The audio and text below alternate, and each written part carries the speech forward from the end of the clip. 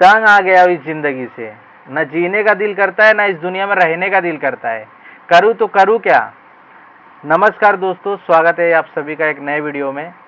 जैसा कि आप लोग जानते ही होंगे कि कल हमारा कोई भी वीडियो आप सभी के बीच में नहीं आया, ना हम कोई जानकारी दे पाए। करे तो करे क्या दोस्तों, एक अकेला इंसान क्या क्या करेगा। मैं बाहर देखूं या घर में देखूं। दोस्तों, आप सभी को मैं बताना चाहता हूं, कल हमारा वीडियो इसलिए नहीं आया आप सभी के बीच में क्योंकि कल रानी जी बहुत ही सीरियस हो गई थी। और मैं क्योंकि बाहर था दोस्तों, मुझे फ़ोन आया, फिर मैं ताबड़तोड़ वहाँ से घर पे आया और रानी जी को घर पे से उठा के लेके हॉस्पिटल लेके जाता हूँ। और मुझे इतना ज़्यादा टेंशन हो जाता है, मुझे इतना दिमाग काम नहीं करता है कि कम से कम जो हॉस्पिटल का पेपर है, मोबाइल है, ये साथ में लेके जाऊं। सारा कुछ दोस्तों यहीं पे छोड़ के मैं चले जाता हूं। और फिर वहां पे जाने के बाद डॉक्टर बोलते हैं इनकी कौन सी दवा चल रही है, पेपर दिखाइए। मैं क्या दिखाता दोस्तों, मेरा दिमाग काम नहीं किया। मैंने सीधा बोला डॉक्टर को, डॉक्टर पेपर मैं घर पे भूल गया जल्दबाजी में, और अगर आपको चाहिए तो मैं जाके लेके आके आपको दिखा दूं। बोले ठीक है, कोई बात नहीं। ताबड़तोड़ रानी जी को दोस्तों इमरजेंसी वार्ड में एडमिट किया जाता है। और एडमिट करने के बाद जो नर्स होती है, नर्स ताबड़तोड़ इनको बोतल चढ़ाती है, इंजेक्शन देती हैं, और जो ट्रीटमेंट करना रहता है ताबड़तोड़ करती हैं दोस्तों। क्योंकि इनका बदन जैसे आग जलता है ना दोस्तों, आप आग का जो सेका लेते हैं, ठीक उसी तरह इनका बदन जल रहा था। मैं बोला यार भगवान, मेरे साथ ऐसा क्यों हो रहा है। जरूर मैंने कोई गलती कभी किया होगा, कोई पाप किया होगा, किसी का दिल दुखाया होगा, हो सकता है, ऐसा भी हो सकता है। तो ताबड़तोड़ दोस्तों वहाँ पे ट्रीटमेंट होता है और उसके बाद रानी जी को वहाँ पे 2 बोतल चढ़ता है। और बोतल इतना दोस्तों सिलो चढ़ता है कि क्या ही बताऊं। एकदम सिलो बोलते तो माइनस में एकदम रखा गया था उसका मीटर, और उसमें काफ़ी ज़्यादा समय लग जाता है। और मैं जब जाता हूँ रानी जी से कुछ पूछने के लिए, मुझे वहाँ पे जाने की इजाज़त नहीं रहती है, क्योंकि वहाँ पे दोस्तों 3-4 लेडीज़ लोग और भी एडमिट थी। बोलते हैं ना लेडीज़ वार्ड रहता है, तो इमरजेंसी में भी लेडीज़ रहता है दोस्तों, वहीं पे एडमिट थी। और सारा कुछ ट्रीटमेंट करने के बाद मैं तो बाहर बैठे बैठे दोस्तों, क्या करेगा आदमी, रोएगा ही ना। क्योंकि जब आप मुसीबत में हो, आपके आगे पीछे कोई न रहे, तो सिवाय आप 2 ही काम कर सकते हैं। एक, पहली बात तो भगवान को याद करते हैं वो टाइम पे, और दूसरा रो सकते हैं। और आपके पास कोई रास्ता ही नहीं मिलेगा कि मैं उस रास्ते पे चलूं। तो ठीक दोस्तों, जब रानी जी का 2 बोतल चढ़ जाता है तो मुझे बुलाया जाता है वहाँ पे, क्योंकि मैं वहीं पे इंतज़ार करते रहता हूँ। डॉक्टर कुछ मुझे बोले कि जाओ आप मिल लो। तो जब मुझे बोला गया तो मैं जाता हूँ, रानी जी को पूछता हूँ कैसा लग रहा है। और इनका हाथ को दोस्तों, सर को ऐसा हाथ लगा के देखता हूँ बुखार है कि नहीं। बुखार दोस्तों ज़रा भी नहीं रहता है। और इनको पूछता हूँ कुछ खाओगी, कुछ चाहिए, तो बोलती नहीं, ऐसा मुंडी हिलाती हैं और नहीं बोलती धीरे से, मतलब सुन भी नहीं पाओगे। अब पेशेंट है दोस्तों, चिल्ला भी नहीं सकते ज़्यादा। तो रानी जी को दोस्तों वहाँ से मैं बोलता हूँ तुम यहीं पर लेटे रहो, मैं आता हूँ डॉक्टर से बात करके। फिर मैं जाता हूँ डॉक्टर के पास दोस्तों दौड़ के, और डॉक्टर को बोलता हूँ सर अभी तो मुझे ठीक लग रहा है कुछ, मैं घर पे जाता हूँ और पेपर ला के आपको दे देता हूँ, और आप अपने तरीके से, अपने तरफ से जो आपका बनता है, आप दवा लिख के दीजिए मुझे, मैं लेके आता हूँ और चालू करते हैं। बोले ठीक है, लेकिन जल्दी आइएगा, क्योंकि उनको दोस्तों कहीं जाना था, किसी का सर्जरी करने। तो मैं ताबड़तोड़ वहाँ से घर पे आता हूँ, पेपर लेता हूँ, मोबाइल भूल जाता हूँ। फिर दिमाग में वही चल रहा है, नहीं पेपर चाहिए, पेपर चाहिए। बोलिए, दिमाग इतना काम करना बंद कर दिया। घर पे आता हूँ ताबड़तोड़ भाग के, पेपर लेता हूँ और दवा जो रहती है सारा कुछ लेके एक थैली में तुरंत रवाना हो जाता हूँ। जाता हूँ डॉक्टर के पास और डॉक्टर को दिखाता हूँ। तो डॉक्टर ने बोला कि इनका सब कुछ तो सही है, खाली ब्लड का कमी था और इनको डेंगू है। तो डेंगू की वजह से इनको, डेंगू में क्या होता है, बुखार चढ़ता है और उतरता है। तो बुखार इनको चढ़ा था, लेकिन ज़्यादा ही चढ़ गया बुखार, और हल्का बीपी लो है। तो मैं बोला ठीक है सर, आप देख लीजिए इसमें से कौन सी दवा मैं चालू करूँ, और नया कोई दवा होगा आप ऐड कर सकते हैं, दे दीजिए मुझे लिख के।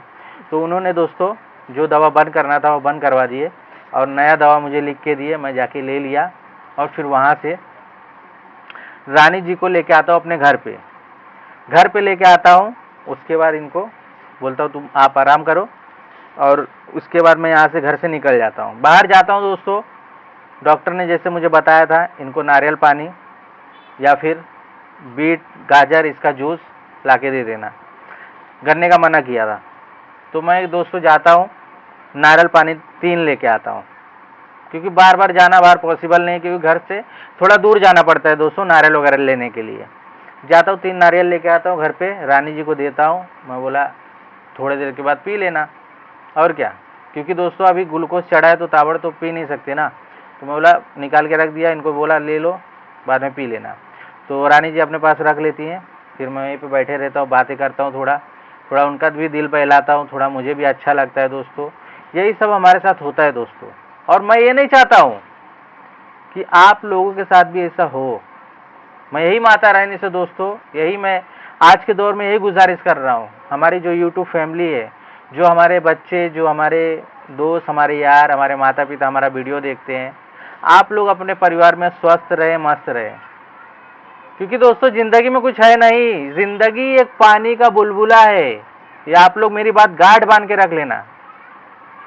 पानी का बुलबुला पता ही होगा, जब वो बन के निकलता है ना, वो कब फूट जाए कोई गारंटी नहीं है। ठीक उसी तरह हमारी जिंदगी है, इस कड़ी को अपनी जिंदगी से आपको अटैच करना पड़ेगा। ये दुनिया का कड़वा सच है। तो यही सब दोस्तों हमारे साथ आज के दौर में चल रहा है ना। तो दोस्तों रक्षाबंधन के टाइम पे मैं आप सभी को कुछ बता पाया, फिर उसके बाद दही हंडी था, जन्माष्टमी जिसको बोलते हैं। हाँ, और हमारे यूपी बिहार में भी आजकल मटकी उटकी फोड़ते हैं। तो मटकी फोड़ने वाला जो सिस्टम होता है दोस्तों हमारे यहाँ बहुत ही अलग होता है। अगर आप लोग को नहीं पता होगा तो आप लोग सर्च करिएगा बम्बई की दही हंडी, तो आपको आ जाएगा दोस्तों। लाखों रुपए जिस पे इनाम रखा जाता है, और बहुत से ग्रुप वाले आते हैं, लेके भी जाते हैं। 7 थर 8 थर, समझ सकते हैं आप लोग, 7 थर 8 थर की दही हंडी होती है, उसको फोड़ते हैं और इसमें कई गोविंदा घायल हो जाते, गोविंदा बोला जाता है दोस्तों हमारे बम्बई में। तो बहुत से लोग घायल भी हो जाते हैं, और उसके बारे में भी दोस्तों आपको ना मैं कुछ बता पाया ना दिखा पाया। ठीक 1-1.5 साल पहले, 1 साल पहले या फिर 2 साल पहले, मुझे उतना याद नहीं है, मैं दही हंडी का ब्लॉग आप सभी को दिया था, वो भी नहीं दिखा पाया। तो चलिए, अब हमारे दोस्तों हम मुसीबत में तो करे क्या, दिमाग कुछ काम ही नहीं कर रहा है, कौन सा वीडियो बनाए आप सभी के बीच में, क्या शेयर करे। तो मुसीबत में जब इंसान रहता तो कुछ दिमाग काम नहीं करता। ठीक उसी तरह हमारे साथ हो रहा है।